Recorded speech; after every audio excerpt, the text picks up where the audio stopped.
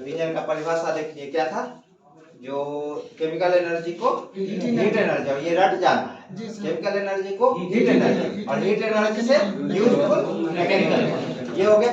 Second क्या उसका types देखे जो कि क्या था, आईसी इंजन और ईसी इंजन। उसके बाद आईसी इंजन में हम लोग गए तो क्या देखे, एक्सटर्नल कंबशन इंजन, अंतर्दहन इंजन, यानी कि उसका भी दो टाइप्स होता है, पेट्रोल इंजन और डीजल इंजन। और डीजल इंजन के बाद उसको भी स्ट्रोक क्या रहा है, 2 स्ट्रोक इंजन और 4 स्ट्रोक इंजन। 2 स्ट्रोक इंजन बंद हो गया, जो कि राज जितना भी पुराना बाइक हो गया या जो भी इंजन वगैरह आता था वो क्या था, 2 स्ट्रोक इंजन। आप बोलिएगा सर स्ट्रोक क्या है, ये इंपॉर्टेंट है, स्ट्रोक जानना जरूरी है। तो यही हम लोग स्ट्रोक वगैरह हो गया, सिलेंडर कैसे दिखता है, उसके बाद सिलेंडर के बाद ये कैसे दिखता है आपका जो पिस्टन सिलेंडर है, कनेक्टिंग रॉड, क्रैंक शाफ्ट कैसे दिखता है, तो वो हम लोग देखेंगे। उसके बाद इसका हम लोग वर्किंग प्रिंसिपल देखेंगे। तो सबसे पहले जो सिलेंडर है इसको हम लोग ऐसे डिनोट करेंगे, कैसे, ऐसे।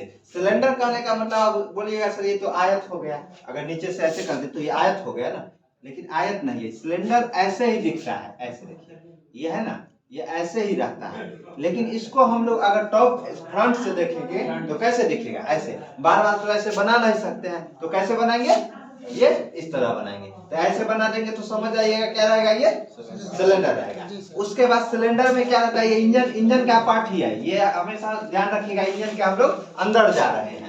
इंजन का परिभाषा देखे, टाइप्स देखे, अब हम लोग इंजन के अंदर जा रहे हैं। उसके बाद इसमें क्या लगा रहता है, क्या लगा रहता है, पिस्टन लगा रहता है।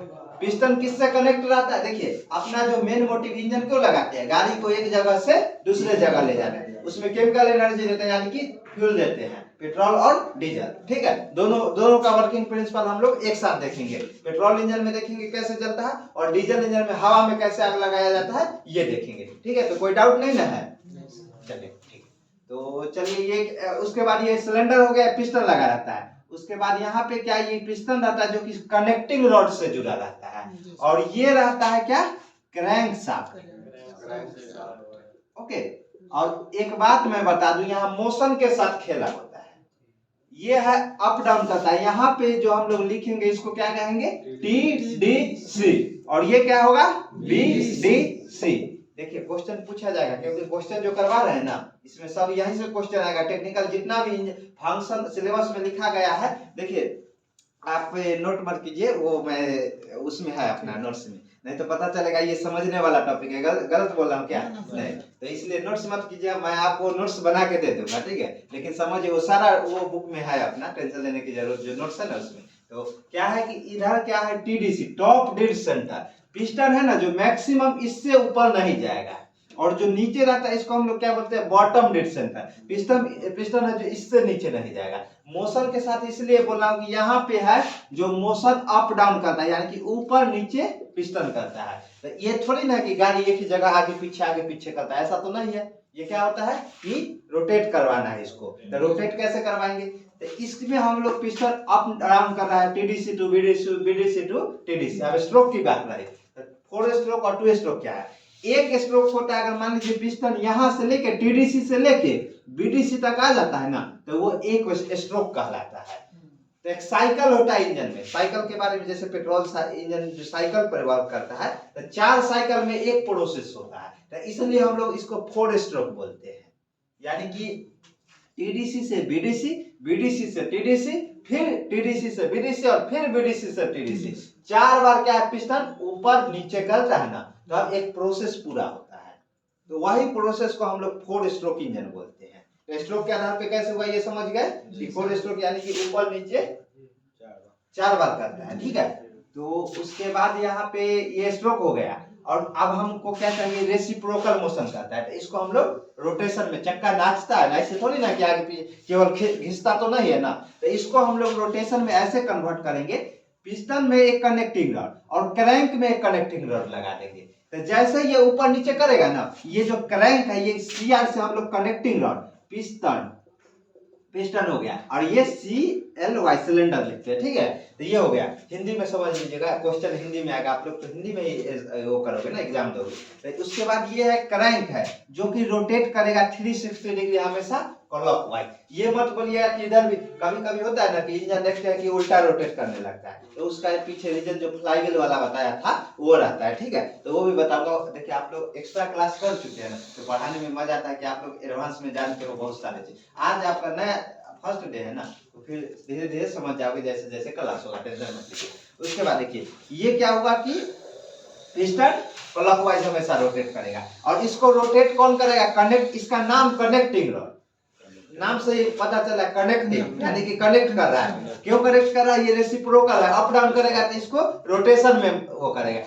इसके ऊपर हम लोग शाफ्ट लगा देते हैं ना, तो इसको बोलते हैं क्रैंक शाफ्ट। और यहाँ पे क्या लगा रहता है? फ्लाईव्हील लगा रहता है। फ्लाईव्हील का काम है एनर्जी स्टोर करके ये प्रोसेस करवाना, जो 4 स्ट्रोक रहता है ना, इसको प्रोसेस करवाना। जैसे गाड़ी स्टार्ट करते हो ना, तो वहां जैसे अपने पास 4 प्रोसेस होता है, सक्शन होता है, कंप्रेसर होता है, पावर होता है, एग्जॉस्ट होता है। स्टार्ट में हम लोग पावर दे देते हैं एक बार, तो यही जो साइकिल है बार बार यही साइकिल पर वर्किंग प्रिंसिपल हम लोग देखने वाले हैं। लेकिन यहाँ पे ये है, देखिए रोटेशन करवा दिए, तो यहाँ पे फ्लाईव्हील आता है जो कि एनर्जी स्टोर करता है। फ्लाईव्हील का क्या काम है वो हम बताएंगे, और बहुत सारे जो पुराने स्टूडेंट है वो तो जानते होंगे कि क्या काम है, क्वेश्चन भी कई सारे करवा चुके हैं। लेकिन यहाँ पे फ्लाईव्हील के बाद क्लच रहता है। क्लच का क्या काम रहता है? क्लच हम ऐसे बनाते हैं, इसका नाम है क्लच, ठीक है, सी से डिनोट करते हैं। क्लच का क्या काम रहता है? जैसे ये देखिए, ये पिस्टन अप डाउन करेगा, और ये चारों प्रोसेस है जो 1/20 सेकेंड में हो जाता है, 1 सेकेंड के 20वां भाग में। पिस्टन है जो 4 बार ऊपर नीचे कर लेता है जल्दी जल्दी, कितना? 1 सेकेंड के 20वां भाग, 1 सेकेंड में भी नहीं। अभी 1 सेकेंड हुआ ना, ये कितना 4 बार जो 4 4 4 कितना 3 होता है ना, ये 60 सेकेंड होता है ना, तो कितना 12 बार पिस्टन 1 सेकेंड में ऊपर नीचे करता है। आप समझ जाइए कितना हार्ड प्रोसेस होता है। ऐसे नहीं गाड़ी स्पीड में भाग जाता है, 1 सेकेंड में 12 बार जो पिस्टन है जो अप डाउन करता है 1 सेकेंड में। ये सोचने वाली बात है, ठीक है। ये ध्यान रखिएगा, इस सब का टाइम पीरियड रहता है, बिना टाइम का कोई डिसीजन नहीं होता है, ठीक है। और इसके साथ हम लोग खेलते हैं। तो ये हो गया। तो यहाँ पे क्लच रहता है, तो क्लच का क्या काम है? जो जैसे क्लच लेते हैं उसके बाद हम लोग क्या करते हैं, प्रैक्टिकल व्यू में समझते जाइएगा। आप लोग तो ड्राइवर हो तो सब कुछ समझना पड़ेगा ना, अच्छे से समझोगे। क्लच लेते हैं उसके बाद गियर तोड़ना बोलते हैं, गियर लगाते हैं। तो क्यों लगाते हैं गियर? इसके बाद आता है क्या? Gear box. गियर बॉक्स क्या मतलब है? Power transmission system. जो पावर इक्वल टू होता है टॉर्क इनटू ओमेगा। टॉर्क यानी कि टॉर्क लोड, कब लोड चाहिए, कब स्पीड चाहिए। जैसे 1 नंबर गियर में क्या लोड ज्यादा मिलता है, तो गाड़ी क्या है कि ज्यादा चढ़ाई पे चढ़ाना रहता है तो 1 नंबर गियर में जाते हैं। लेकिन ओमेगा कहने का सेंस है क्या कि अरे आप खाना खिला के ही मानोगे क्या? बार बार देखने आ रहे हो रुक जाओ 20 मिनट। उसका ओमेगा कहने का सेंस क्या है? स्पीड है, ठीक है। तो स्पीड में क्या है कि स्पीड ज्यादा टॉप गियर पे रहता है तो वहां पे स्पीड चाहिए, लोड नहीं चाहिए। तो यहाँ पे क्या है कि पावर ट्रांसमिशन सिस्टम, नाम से ही पता चलता है कि पावर ट्रांसमिट करता है कि कैसे क्या करता है, ठीक है। तो यहाँ पे गियर चेंज करना रहता है, तो बार बार ये शाफ्ट रोटेट करता है, तो इंजन का हम यहाँ बंद नहीं ना करेंगे, तो उसके लिए जुगाड़ लगाया है क्लच। क्लच का क्या काम है? ये जो शाफ्ट है ना, इसको तोड़ना जोड़ना, एंगेज और डिसएंगेज करना। अगर क्लच ले लेते हैं तो ये दोनों अलग फ्री हो जाता है, और क्लच फिर छोड़ देते हैं तो फिर जुड़ जाता है, यानी कि ये रोटेट होते जाता है। तो इस दोनों के साथ क्या है? एंगेज और डिसएंगेज। मान लीजिए कि अगर क्लच नहीं रहता, डायरेक्ट गियर रखते तो गियर बॉक्स है, इसमें टीथ लगा रहता है, टीथ रहता है जो कि बार बार टूट जाता। पता चलता है रोज रोज आप हर एक महीना में 4 महीना 6 महीना में आप क्या गाड़ी सर्विसिंग के लिए गियर बॉक्स रिपेयर के लिए जाओगे, तो इसलिए यहाँ पे ये जुगाड़ लाया गया, क्लच हो गया। गियर के बाद जो एक शाफ्ट निकलता है वो डिफरेंशियल से जुड़ा रहता है, जो डिफरेंशियल पीछे रहता है ना, उसका भी काम है क्या? पावर देना। पावर कहने का मतलब चक्का व्हील का जो फाइनल पावर देता है वही देता है। यहाँ से मेन जो शाफ्ट रहता है व्हील का दोनों, इस पे क्या होता है? रोटेट होता है, गाड़ी आगे चलता है।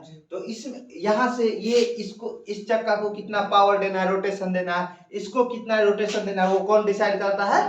डिफरेंशियल करता है। डिफरेंशियल के बारे में जानते हैं ना, जो पीछे लगा रहता है दोनों व्हील के बीच में, जो इतना ड्रम ट्रक वगैरह में आपको ये गाड़ी में तो नहीं दिखेगा, ट्रक में दिखता है ड्रम जैसा रहता है, जो डिफरेंशियल हो गया। तो इसका काम है, जैसे कभी आप गाड़ी मोड़ते हो तो हो सकता है इधर वाला व्हील को कम रोटेशन करना पड़ता है और आगे वाले इधर वाले को ज्यादा रोटेशन करना रहता है। तो इसी को ध्यान रखते हुए यहाँ पर डिफरेंशियल लगाया गया।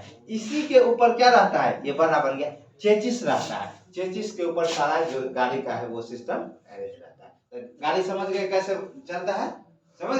पिस्टन सिलेंडर है जिसमें हम लोग कार्बोरेटर के माध्यम से एयर और फ्यूल का मिक्सर यहाँ पे इनलेट वाल्व से देते हैं। यहाँ पर डीजल इंजन है तो क्या नोजल लगा रहेगा, और पेट्रोल इंजन है तो क्या लगा रहेगा, स्पार्क प्लग। और यहाँ पे क्या लगा रहेगा, आउटलेट।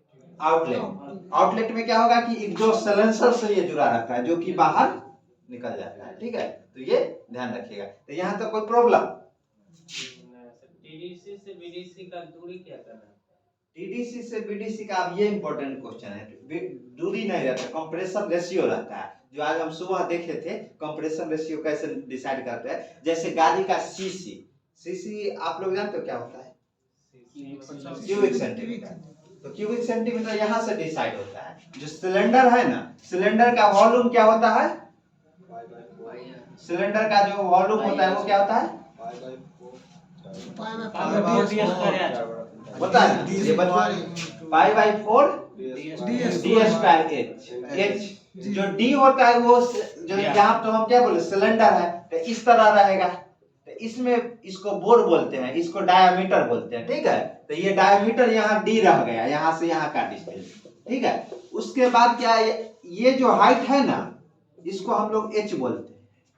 सिलेंडर में क्या होता है, एक तो डायमीटर होता है और एक हाइट होता है। तो यहां से हम लोग सीसी निकालते हैं, सीसी जो बोलते हैं पाई बाई 4 डी स्क्वायर। यानी कि इसको हम लोग मेजर किस में करते हैं, एक होता है ना, या तो मीटर में कर सकते हो, नहीं तो सेंटीमीटर में, नहीं तो किस में, फीट में कर सकते हो। तो हम लोग यहाँ पे सेंटीमीटर में इसका मेजर करते हैं। सेंटीमीटर कहने का मतलब है डायमीटर, डायमीटर यानी कि डी स्क्वायर।